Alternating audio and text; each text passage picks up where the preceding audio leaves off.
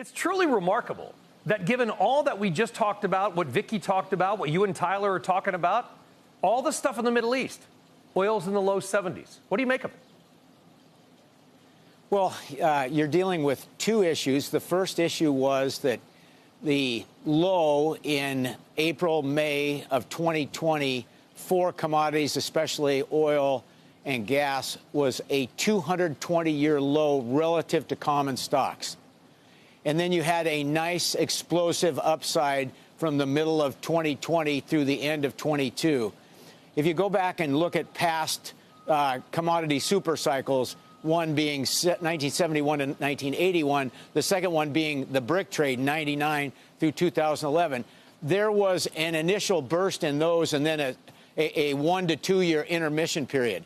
We're in the intermission period of this particular cycle, but the result we expect to be very similar to the other ones, where most of the gains came in the second half of the super cycle once reality sets in.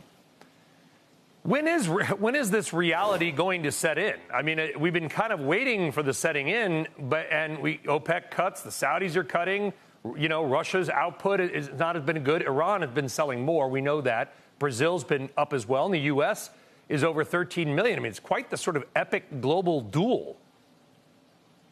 Well, yeah, but we haven't restocked the strategic oil reserve on top of that. So we don't worry too much about the short run. You know, we're very long-term investors with a concentrated portfolio. So what we're looking at is we expect to get wealthy in the oil business over the course of the next 10 years. Here's how I think about it, Brian. The first TV show about the oil business was Jed Clampett and Beverly Hillbillies. That was in 1963. You wanted to sell all your oil stocks in 1981 at the top on Who Shot JR, the TV show Dallas about a wealthy private oil company. We don't even have a TV show about the oil business yet. And so that's where we are in the cycle, in our opinion. Yeah, kind of. We forget that the second Rolls-Royce dealership in the United States, the first was in Beverly Hills. The second was not in New York. It was in Midland, Texas, in the late 70s or early 80s. It's no longer there, by the way. Bill, we know you like Oxy because Vicky's there and you're a big shareholder. Do you go a little bit deeper in? Are you going to the oil field services companies, some of the smaller players, some of the midstreams?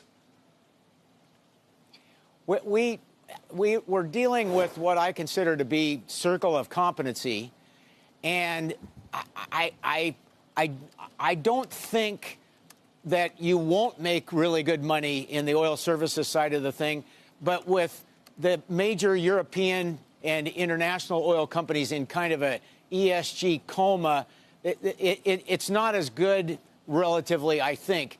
See, to us, the oil and gas, especially making electricity out of natural gas the next 10 years, is the addictive legal drug. So we look back at Peter Lynch's great record and Philip Morris being the best performing stock from 1970 to 2010 on the entire NYSE as the people divested the tobacco business, and that's where we see us. We're just a part of the way into a wonderful era where the resource is very much needed, regardless of whether you see a quick transition to electric vehicles or not.